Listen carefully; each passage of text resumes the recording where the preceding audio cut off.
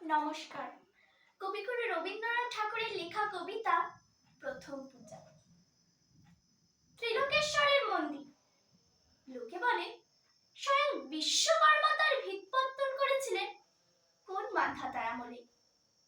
স্বয়ং হনুমান এনেছিলেন তার পাথর বহন করে। ইতিহাসের পণ্ডিত বলেন এ মন্দির কিরাত জাতের গড়া, এ দেবতা কিরাতের।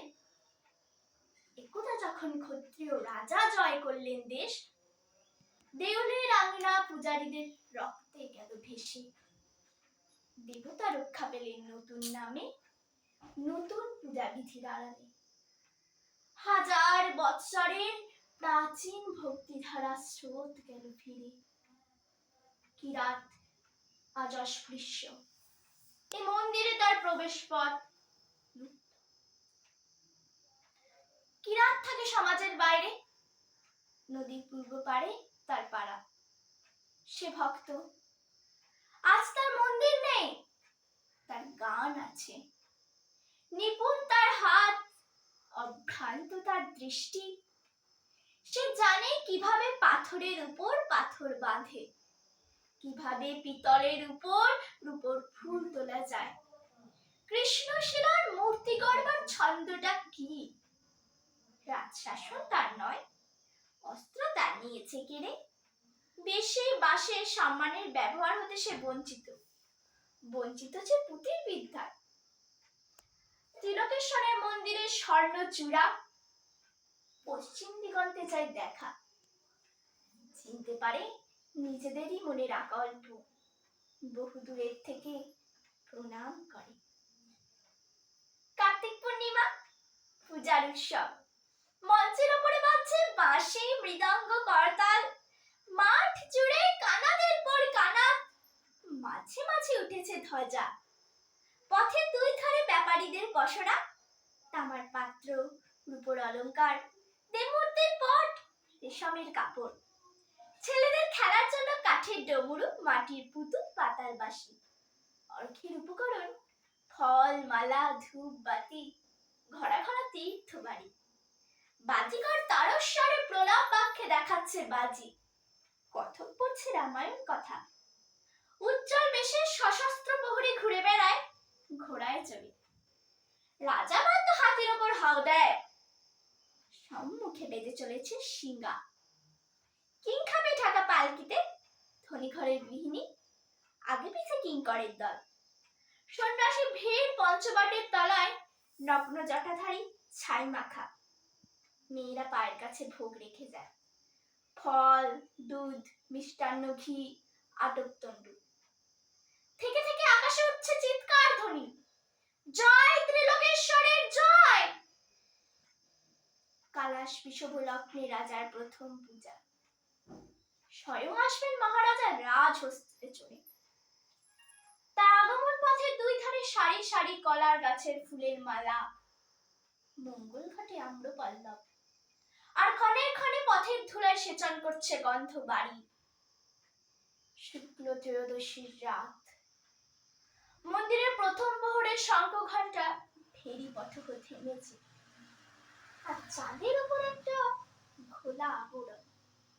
জ্যোৎস্না আর ঝাপসা, যেন মূর্ছার ঘোর লাগলো। বাতাস রুদ্ধ, ধোঁয়া জমি আছে আকাশে। গাছপালা গেল যেন সংখ্যায় আড়ষ্ট। কুকুর অকারণে আর্তনাদ করছে। ঘোড়াগুলো কান খাড়া করে উঠেছে ডেকে কোন অলক্ষ্যের দিকে তাকিয়ে। হঠাৎ গম্ভীর ভীষণ শব্দ শোনা গেল মাটির নিচে। পাতালে দানবেরা যেন রণদা মামা বাজিয়ে দিলে গুরু গুরু গুরু গুরু। মন্দিরের প্রথম প্রহরের শঙ্খ ঘণ্টা বাজতে লাগলো প্রবল শব্দে। হাতি বাঁধা ছিল, তারা বন্ধন ছিঁড়ে গর্জন করতে করতে ছুটলো চারিদিকে।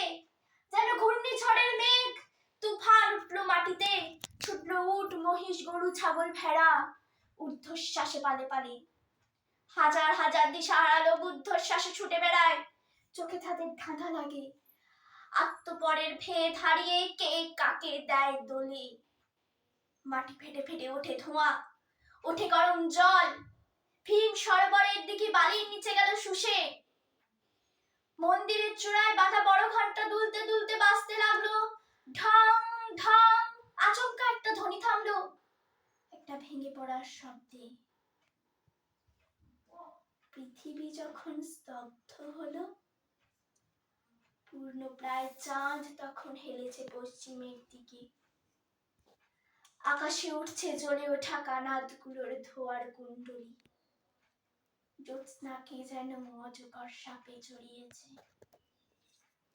পরদিন আত্মীয় স্বজনদের দিক বিদিক যখন শোকার্ত, তখন রাজ সৈনিকদের মন্দির ঘিরে দাঁড়ালে, পাছে অসুচিতার কারণ ঘটে। রাজমন্ত্রী এলো, দৈপক্ষ এলো, স্মার্ত পণ্ডিত এলো। দেখলে দেবতার মন্দিরের বেদির উপরের ছাদ পড়েছে ভেঙে। মন্ত্রী বললেন, সংস্কার করা যায় আগামী পূর্ণিমার পূর্বে, নইলে দেবতা পরিহার করবেন তার মুখ থেকে। রাজা বললেন, সংস্কার করো। মন্ত্রী বললেন, ওই কিরাত বাছারা কে করবে পাথরের কাজ? ওদের দৃষ্টি কলুষ থেকে দেবতাকে রক্ষা করব কি উপায়? কি হবে মন্দির সংস্কারে যদি মলিন হয় দেবতার অঙ্গ মহিমা? কিরাত দলপতি মাধবকে রাজা আনলেন ডেকে। বৃদ্ধ মাধব, শুক্ল কেশের ওপর নির্মল সাদা চাদর জড়ানো, পরিধানে পীতধরা, তাম্রবর্ণ দেহ কোটি পর্যন্ত অনাবৃত। সাবধানে রাজার পায়ের কাছে রাখলে এক মুঠো কুন্দ ফুল, প্রণাম করলে স্পর্শবাচী। রাজা বললেন, তোমরা না হলে দেবালয় সংস্কার হয় না, আমাদের পরে দেবতার ওই কৃপা। এই বলে দেবতার উদ্দেশ্যে মাধব প্রণাম জানালেন। নৃপতি নিঃসিংহ রায় বললেন, চোখ বেঁধে কাজ করা চাই, দেবমূর্তির ওপর দৃষ্টি না পড়ে, পারবে? মাধব বললে, অন্তরের দৃষ্টি দিয়ে কাজ করিয়ে নেবেন অন্তর্যামী, যতক্ষণ কাজ চলবে চোখ খুলব না। বাইরে কাজ করে কিরাতের দল, মন্দিরের ভিতরে কাজ করে মাধব। তার দুই চক্ষু পাকে পাকে কালো কাপড়ে বাঁধা। দিনরাত সে মন্দিরের বাহিরে যায় না, ধ্যান করে, গান গায়, আর তার আঙ্গুল চলতে থাকে। মন্ত্রী এসে বলে, তাড়া করো তাড়া করো, তিথির পর তিথি যায়, কবে লগ্ন হবে উত্তীর্ণ? মাধব বলে, আমি কে যে উত্তর দেব? আমি তো উপলক্ষ। ষষ্ঠী গেল, সপ্তমী পেরুলো। মাধব পাথরের সঙ্গে কথা কয়, আর পাথর তার সাড়া দিতে থাকে। পাশে দাঁড়িয়ে থাকে প্রহরী, পাছে মাধব চোখের বাঁধন খোলে। একাদশী পেরিয়ে শুক্লপক্ষ এলো আবার। পাণ্ডুর আকাশে একাদশীর চাঁদের পূর্ণ আলো এসে পড়ে দেবমূর্তির ওপর। মাধব দীর্ঘ নিঃশ্বাস ফেলে বললে, যাও প্রহরী, সংবাদ দিয়ে এসো গে। মাধবের কাজ শেষ হলো আজ, লগ্ন যেন বয়ে না যায়। প্রহরী গেল, মাধব খুলে ফেললে চোখের বন্ধন। মুক্ত দ্বার দিয়ে পাণ্ডুর আকাশে একাদশীর চাঁদের আলো এসে পড়ে দুই মূর্তির ওপর। মাধব এক দৃষ্টে চেয়ে রইল, দুই চোখে বইল অশ্রু জলের ধারা।